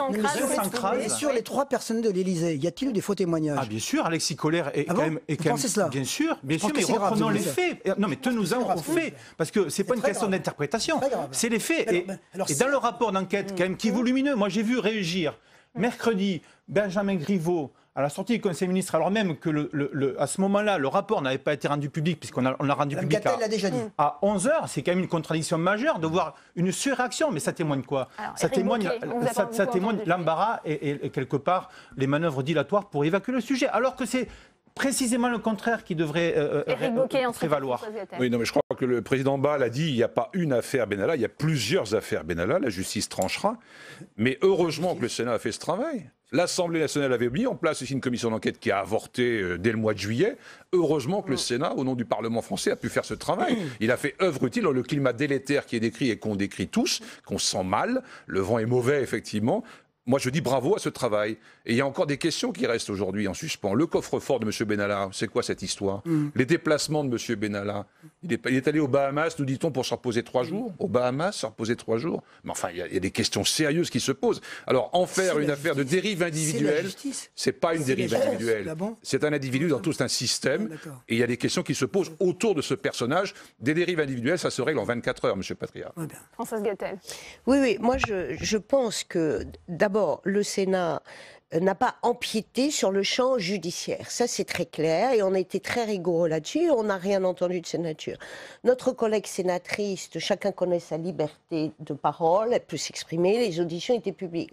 Ensuite, qu'on ne partage pas, qu'on ne partage pas la totalité des observations, ça c'est discutable, je comprends que ce soit le cas. Moi, je voudrais juste qu'on rappelle de quoi on parle, c'est-à-dire, est-ce qu'on peut rappeler à la présidence de la République, indépendamment du président actuel que nous avons, mais ça aurait pu être fait pour celui d'hier ou celui de demain, l'application du principe de précaution dans une institution qui est la plus importante de la nation, c'est celle de la présidence de la République. Dans n'importe quelle entreprise où il y a des activités, entre guillemets, sensibles et dangereuses, on met en place des procédures qui sécurisent pour éviter des dérives de comportements individuels qu'on a eus. Et il faut reconnaître que la Commission a bien mis en évidence ça, et moi je le dis sans faire un procès d'intention au président de la République, au Premier ministre. Je pense que le président de la République lui-même a été victime de ça. On va revoir justement ce que préconise cette commission d'enquête avec Michael Spitzberg. Après 6 mois d'investigation et 34 auditions, les sénateurs ont rendu leur rapport de la commission d'enquête sur l'affaire Benalla. Au fil des 160 pages, ils estiment que la sécurité du président de la République a été mise à mal par l'inexpérience et l'omniprésence d'Alexandre Benalla auprès d'Emmanuel Macron. La thèse de la faute de l'homme isolé s'est effacée au profit du dysfonctionnement d'une institution qui a rendu possible ces multiples situations anormales allant jusqu'à affecter la sécurité du président de la République. Pour les sénateurs, des dysfonctionnements graves sont apparus au plus haut niveau de l'État. En témoigne l'affaire des passeports diplomatiques, leur attribution et surtout leur récupération auprès de l'ex-chargé de mission à la présidence de la République. En conséquence, la commission multiplie les recommandations. Prévenir et sanctionner les conflits d'intérêts parmi les collaborateurs des cabinets, garantir des standards de sécurité élevés pour le président de la République et le Premier ministre, mieux encadrer l'usage des passeports diplomatiques et de service, mieux réguler les promotions dans les réserves de la gendarmerie nationale. En découlent 13 propositions concrètes dont près de la moitié concernent le fonctionnement de l'exécutif, notamment en matière de recrutement, d'encadrement et de contrôle des collaborateurs de l'Élysée. Les sénateurs souhaitent aussi renforcer les pouvoirs de contrôle du Parlement sur les services de la présidence de la République. Enfin, la commission réclame des suites judiciaires à son travail, en cause les mensonges d'Alexandre Benalla et les omissions de certains collaborateurs de l'Élysée lors des auditions. Nous proposons au président du Sénat et au bureau du Sénat de saisir le parquet. C'est clair ? Premièrement, pour M. Benalla et Kras, en parlant de faux témoignages. Deuxièmement, nous demandons que pour les collaborateurs de l'Élysée, le parquet soit saisi. Visé, le directeur de cabinet du président de la République, Patrick Stroda, Alexis Kohler, le secrétaire général de l'Élysée, et Lionel Lavergne, le commandant du groupe de sécurité de la présidence de la République. François Patria, est-ce qu'il y a quand même des préconisations qu'il faudrait reprendre, que l'exécutif peut reprendre à son Si je voulais être un peu mesquin ou malin, je dirais pourquoi, quand on a été secrétaire général de l'Élysée, on n'a pas mis ces préconisations-là en route à l'époque, alors qu'il y avait d'autres dysfonctionnements dont la justice a eu à connaître et qui étaient bien plus importants à l'époque. Première chose. Deuxième chose, contrairement à ce que j'entends ici, à aucun moment la sécurité des chefs de l'État n'a été mise en danger. C'est pourtant le premier constat de cette commission d'enquête. La sécurité du président a été affectée. Aucun moment. Tout le monde vous le dira, à aucun moment, la sécurité du président n'a été mise en danger. 3. C'était l'objet de la commission. Y a-t-il des milices privées? On a entendu au début de la commission, j'ai pas assisté. Il y a des... Alors, les questions étaient, y a-t-il des milices privées? Il n'y a pas de milices privées à l'Élysée. 3e, y a-t-il des collaborateurs officieux? Non, il n'y a pas de collaborateurs officieux. Donc, la commission, tant d'elle-même, c'était ça, son périmètre d'investigation. Sur ces questions de périmètre, la réponse est non. Ensuite, on a voulu, je le répète ici, aller un peu plus loin. J'entends bien aujourd'hui, on dit, vous vous rendez compte, c'est tout le système qui participait de la chose. Enfin, et mettre en cause, moi je vous le dis franchement, et là Françoise l'a dit, je pense très sérieusement, mettre en cause quelqu'un publiquement, comme M. Stroda aujourd'hui, donc quand on connaît le sens de l'État, l'intégrité personnelle de l'État, ça me paraît aujourd'hui une infamie. Une infamie. François Bonhomme. Moi, je ne partage pas du tout cette opinion. Je crois qu'il faut s'en tenir à la lecture, certes un peu longue, je l'admets, mais très précise des faits qui sont relatés dans ce rapport. On apprend quand même qu'un adjoint, un chef de cabinet, prend des libertés avec les fonctions, fait office à des fonctions de protection rapprochée du président, avec des ports d'armes qui sont vraiment, j'allais dire, tout à fait corne-cul, qui sont un roman à lui seul. Monsieur Benalla va devenir un personnage de roman à ce rythme. Et vous voyez, notre travail est terminé. La justice va s'en saisir ou pas, mais en tout cas, on lui transmet un certain nombre de faits sur lesquels elle aura à se prononcer. Mais il n'est pas impossible que dans les prochains mois, nous ayons encore des révélations. Donc, moi, j'ai un peu le tournis, parce que c'est une affaire à tiroir. C'est la justice Alors, qui le dira. franchement, mon cher collègue, évoquer le rôle de notre président de commission, qui vraiment a été salué par tout le monde, et dire que quand il a eu d'autres fonctions, il aurait pu on rappelle, il a été secrétaire général de l'Élysée. Faire ceci ou faire cela. Quand vous êtes haut fonctionnaire, vous servez l'État. C'est pas vous qui déterminez les modifications, la conduite de la politique du gouvernement. Secrétaire général, mais pouvait réorganiser l'Élysée. Même ça, ça relève de l'esquive ou de la contorsion. Il vaudrait mieux que vous acceptiez, plutôt que vous arc-boutiez, acceptiez de corriger des choses qui ont été mises à jour et mises en lumière par la commission d'enquête, plutôt que faire de l'espèce d'esquive ou de la contorsion, à nous expliquer que c'est pas notre problème et que d'autres choses aussi dysfonctionnent. J'ai le droit de mais dire là, que on a là, quand même, pas ses droits, bien sûr, mais on a quand même traité un sujet de fond, et en plus, on l'a fait dans une espèce de sérénité qui a été saluée par tout le monde. Bon, alors moi, je comprends l'émotion de mon collègue Patria, mais sincèrement, voilà, chers collègues, moi, je me rappelle pas que l'intitulé de la mission était à la recherche de barbouzes ou de milices privées à l'Élysée. Non, attends, t'exagères. Non, voilà, je dis simplement, et nul ne peut nier ça, et je le dis très calmement, que moi, je ne mets pas en cause le président de la République. Je dis simplement que ce que l'on constate et ce que tu dis confirme ce que j'essaie de retirer de cette commission, c'est que ça doit fonctionner de manière normale la plupart du temps, mais aujourd'hui, l'organisation fait que nous sommes à la merci, et le président de la République est à la merci d'un individu qui, tout d'un coup, comme on dit vulgairement, pète les plombs, a l'impression d'avoir des pouvoirs extraordinaires, et cela met en danger la présidence de la République. Et que je pense que tu reconnais, comme nous, que le fait de s'assurer, quand on prend quelqu'un comme chargé de mission, que les choses vont bien, le fait de mettre en place des procédures pour éviter des dérapages individuels, je crois que c'est rendre service à la République et c'est faire œuvre de pensée démocratique. Et moi, c'est ça qui m'intéresse, et j'aimerais, chers collègues, qu'au-delà de l'indignation que j'entends, voilà, on puisse chacun reconnaître ça, car ce serait grand par rapport à l'état d'esprit général de ce pays, d'éviter de retomber par des excès de sentiments dans un entretien de populisme qui nous dessert tous. Oui, Éric Bocquet, ça intervient quand même, on le disait, dans un contexte à la fois de remise en cause du rôle du Parlement, mais aussi de tension entre l'exécutif et le Sénat. Ça ne va pas s'arranger. Il y a un risque, effectivement. Il faut retrouver de la sérénité, redonner la confiance à nos concitoyens dans les institutions, qui ne sont pas idéales. Il y a certainement des choses à réformer, incontestablement, je suis le premier à le dire. Mais là, il ne faut pas en rajouter. Je ne comprends pas cette fébrilité. Depuis le début de l'affaire, il y a de la fébrilité dans le gouvernement, et ça continue, et ça s'amplifie. Il y a beaucoup de véhémence. S'il y a autant de sérénité de votre côté, s'il n'y a rien dans l'affaire, dans le dossier, la justice le dira, et vous sortirez serein. Il y a beaucoup de véhémence dans vos propos. Depuis ce matin, on entend vraiment. François Patria. J'ai dit que sans doute M. Benalla et M. Kras ont commis des délits, que la justice les instruit et que s'ils sont prouvés, ils seraient punis. Je ne défends pas ici ni M. Kras ni M. Benalla. Mais je dénonce ici des arrière-pensées du Sénat et de la Commission, de la majorité du Sénat, avec l'appui de l'opposition républicaine par ailleurs, pour essayer de faire de cette affaire une affaire d'État qui n'en est pas une, et d'aller atteindre et d'affaiblir l'exécutif, ce qui est son arrière-pensée. Mais j'entends, ça peut être légitime, on peut le dénoncer, on peut dire que c'est pas vrai, qu'on est dans la virilité, dans la justice. Moi, dans le rapport, à aucun moment, la Commission n'a dévoilé des faits nouveaux. C'est les médias qui l'ont fait. La Commission n'a servi à rien. Ça va ouvrir une nouvelle crise, entre le Sénat et l'exécutif. Ça ouvre une nouvelle crise, cette séquence de ce rapport. J'espère que non. Je pense que dans 8 jours, on n'en parlera plus. Mais voilà. Pas de l'affaire Benalla. Je parle du rapport.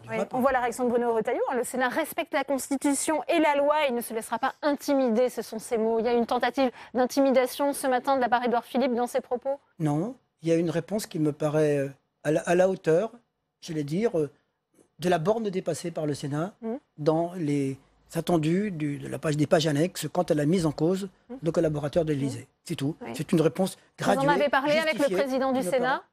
Non, je n'ai pas vu le président du Sénat depuis hier soir, non. François Bonhomme, une dernière réaction. Je ne pense pas qu'ils soient emballés par la proposition du rapporteur, qui maintenant lui met sur les épaules et en responsabilité le fait d'aller prendre une décision ultérieure. Je pense que ça ne l'arrange pas beaucoup. Je ne pense pas que ça l'arrange beaucoup. Non, je crois que c'est surtout le paradoxe, parce que c'est le gouvernement et la présidence de la République qui s'affaiblit elle-même en niant l'évidence et en faisant du déni.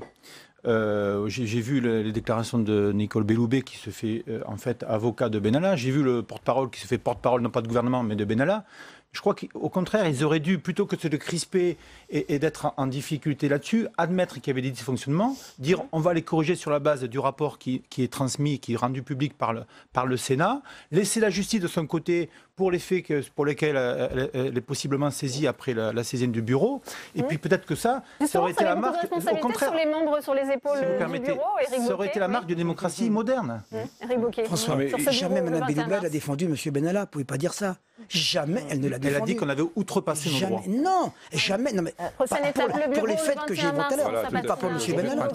Jamais l'ont défendu. Personne. Une belle journée en perspective pour les membres du bureau. Absolument. Il nous est reproché de penser à l'Élysée, mais quand même, souvenons-nous de ce que M. Macron a dit au mois de juillet. Il n'y a qu'un responsable ici, c'est moi, et qu'il vienne me chercher. C'est lui qui a dit ça. Et là, M. de Belenet, nos collègues, nous dit que ce rapport a fait pchit. Moi, je pense qu'il risque de faire boum à un moment donné. C'est la fin de cette édition. Merci à vous de l'avoir suivi. À 18h30, vous retrouvez Rebecca Fitoussi pour son émission On va plus loin. Très bonne suite des programmes sur notre antenne.